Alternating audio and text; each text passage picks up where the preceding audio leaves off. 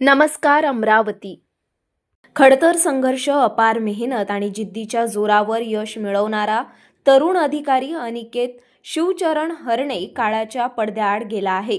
बडनेरापासून अवघ्या 6 किलोमीटर अंतरावर असलेल्या बोरगाव धवणे गावाचा मूळ रहिवासी असलेला अनिकेत वडिलांचे छत्र हरपल्यानंतर आईच्या कष्टातून घडलेला होतकरू युवक होता. वृत्तपत्र वाटप करून राष्ट्रपिता ज्योतिबा फुले अभ्यासिकेत स्पर्धा परीक्षेचा अभ्यास करणाऱ्या अनिकेतने अथक प्रयत्नातून 2024 मध्ये यवतमाळ जिल्ह्यात पशुवैद्यकीय पर्यवेक्षक पदावर नियुक्ती मिळवली होती.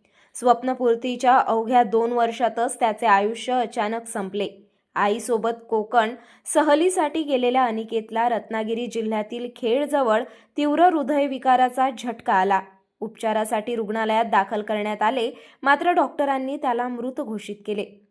ही दुःखद बातमी गावात पोहोचताच बोरगाव धवणे गावावर शोककळा पसरली. 19 जानेवारी रोजी गावात अत्यंत शोकाकुल वातावरणात अनिकेतवर अंतिम संस्कार करण्यात आले.